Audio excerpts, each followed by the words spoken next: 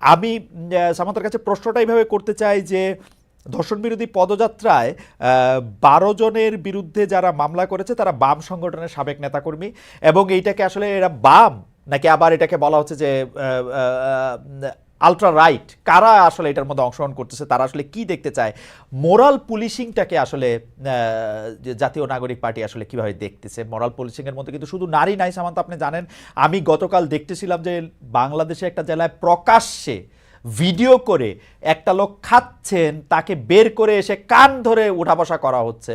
এইসব ক্ষেত্রে আসলে আপনাদের অবস্থানটা কি? মানে মানে আমি তো জীবনে এরকম শুনি নাই, নাকি শোনা গেছেও এইটাই করা উচিত, আমি জানি না আসলে।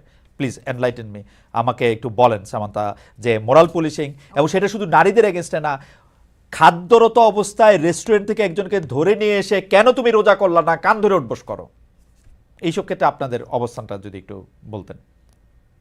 জি, ধন্যবাদ।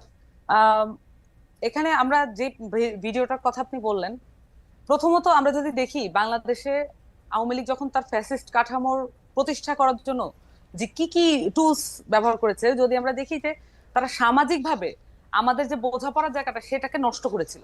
সেটা যদি নষ্ট না হতো তাহলে হচ্ছে এই এই জায়গাটা তৈরি হতো না। আর আমরা এডিশনালি যদি দেখি যে এই যে ভিডিওটা ভাইরাল হয়েছে, তার পরিচয়টা আপাতত পক্ষে জানা গেছে যে উনি ছিলেন বণিক সমিতির একজন নেতা।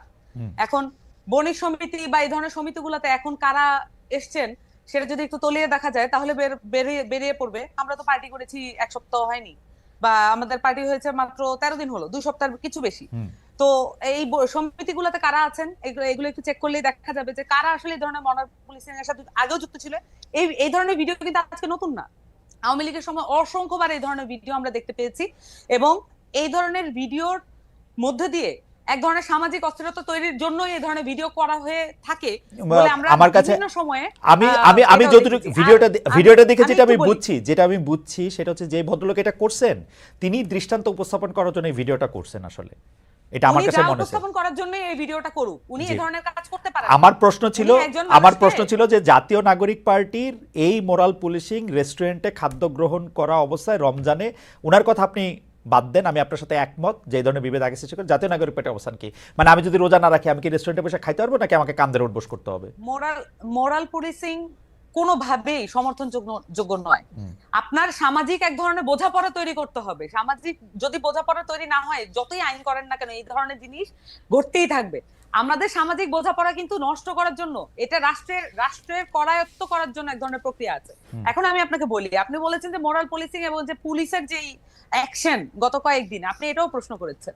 দেখুন এখানে আমাদের মুভমেন্টের সাথে, মানে এই যে আপরাইজিং এর সাথে যুক্ত অনেকেই কিন্তু গতকাল গ্রেফতার হয়েছেন, এবং এটার মধ্য দিয়ে পুলিশকে আমরা কিভাবে দেখবো সেটা কিছু, কালকে কিন্তু 2টা ভিডিও এসেছে। এক হচ্ছে যে গত পরশু 2 দিন ধরে, যে এক হচ্ছে যে 12 জনকে গ্রেফতার করার পূর্ব মুহূর্তে, গ্রেফতার করার আগের যে প্রেক্ষাপট সেটা নিয়ে অনেকগুলো ভিডিও এসেছে, এবং সেই সাথে একটি ছেলেকে ঘাড়ে ধাক্কা দিয়ে পুলিশ প্রিজন ভ্যানে তোলা, এবং তার একদম ভিডিওর মধ্যে স্পষ্ট ভাবে তাকে তার অন্যায়ের অধিক শাস্তি দেওয়া, মানে অধিক শাস্তি দেওয়ার অ্যাপারেন্টলি, যদিও এটা আদালতে প্রমাণযোগ্য হবে, কিন্তু অ্যাপারেন্টলি অধিক বল প্রয়োগের মাধ্যমে হুম। পুলিশ কর্তৃক গ্রেফতার, এটাও তো আমরা আগের রেজিমে দেখেছি। তাহলে আমরা তো এখানে চেঞ্জটা ওই অর্থে পার্টিকুলার ইস্যু ধরে যদি বলি, এই অর্থে কিন্তু আমরা এই সেকেন্ড ভিডিওর ক্ষেত্রে আমরা দেখতে পাইনি। আবার প্রথম ভিডিওর ক্ষেত্রে আমরা যদি দেখি যে প্রথম যে ঘটনাটা ঘটেছে, যে শাহবাগের থেকে তারা চিফ অ্যাডভাইজারের বাসভবনের দিকে বা ওই কোথাও ওই দিকে যাওয়ার তারা চেষ্টা করছিলেন, কিন্তু এখানে আমরা যদি দেখি ধর্ষণ বা এই ধরনের নারীর নিরাপত্তা, এটা একটা খুবই জনগুরুত্বপূর্ণ মানে ইস্যু। সেটা নিয়ে নানান পক্ষের সাথে আমাদের যে আলোচনা তৈরি করার যে স্কোপটা আছে, এই মুহূর্তে রাজনৈতিক যেই স্কোপটা আছে, সেইটাকে আগে কখনোই ছিল। আমরা এখন চাইলে সকল রাজনৈতিক দল, সকল যারা রাজনৈতিক পক্ষ এবং যারা এনজিও যারা কাজ করেন, তাদেরকে নিয়ে কিন্তু এখন একটা জাতীয় ঐক্যমত্যের জন্য, আমি কমিশনের কথা বলছি না, আমি বলছি জাতীয় ঐক্যমত্যের জন্য এখন একটা সুবর্ণ সুযোগ আমাদের সামনে এসেছে। ফ্যান্টাস্টিক। আমরা এই সামান্তা, বিষয়গুলো সামান্তা আমি দুইটা বিষয় আপনাকে একটু আলাদা আলাদা প্রশ্ন করি। এক, প্রশ্ন নাম্বার এক হচ্ছে এই মোরাল পুলিশিং নিয়ে আসলে জাতীয় নাগরিক পার্টির কি অবস্থান? মানে আপনারা কি রমজানে মানে হোটেল রেস্টুরেন্ট সব বন্ধ রাখার পক্ষে, কেউ যদি খায় তাহলে সেইটার থেকে বের করে নিয়ে এসে কান ধরে উঠবোস করার পক্ষে?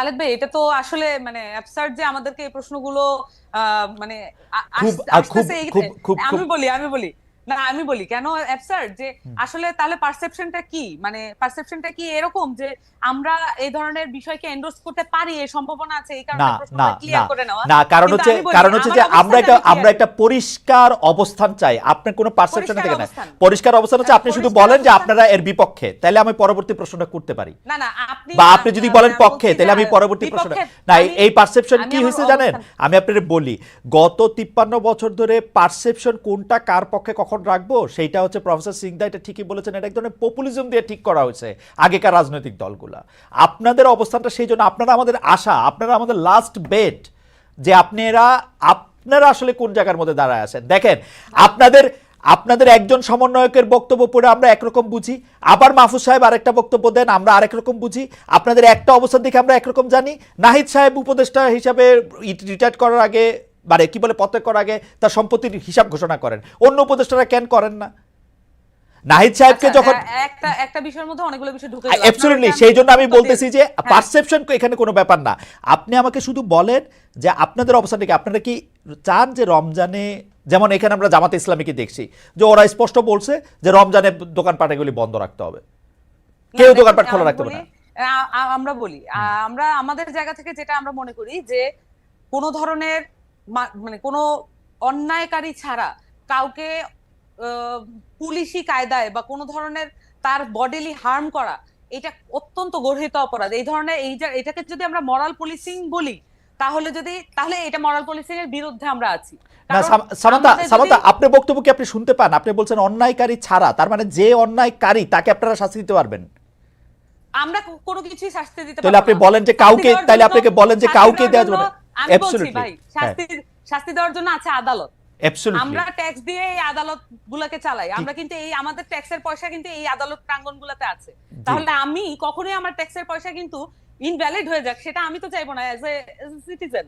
তাহলে আমি চাইবো যে শাস্তি যেখানে হওয়ার সেখানেই হবে। তার মানে এখানে আইন শৃঙ্খলা বাহিনী আছে, আইন শৃঙ্খলা বাহিনীর কাজটা কি? যদি সব কাজ হচ্ছে যে কেউ একটা গ্রুপ গোষ্ঠী মিলে এই দায়িত্বগুলো হাতে তুলে নেয়, এটার কোনো জায়গা নাই। এখানে যেই বিষয়গুলো করা হচ্ছে এটা স্পষ্টভাবে এখানে বিভাজিত যেই শক্তিগুলো ছিল সেগুলোকে আবার চাঙ্গা করার জন্য, যারা একত্রিত হয়েছিল অভ্যুত্থানের মধ্য দিয়ে তাদেরকে আবার বিভাজিত করার জন্য নানান ধরনের প্রক্রিয়া শুরু হয়েছে। এবং পরিষ্কারভাবে এখানে সংস্কারের যে উদ্যোগ গ্রহণ করা হয়েছে, সংস্কারের যে সম্ভাবনা তৈরি করা হয়েছে, সেটাকে প্রশ্নবিদ্ধ করার জন্য এই ধরনের বিভাজিত যে কার্যক্রম সেটা পরিচালনা করা হচ্ছে। সামাদা, আমি আপনার কাছে আবার আসবো, আমি শুধু প্রশ্নটা করি আবার। প্রশ্নটা হচ্ছে, প্রতি বছর রমজান আসার আগেও পরে বিভিন্ন সামাজিক, ধর্মীয়, আদর্শিক ধর্মীয় গোষ্ঠী বিভিন্ন রকম অবস্থান নেয়।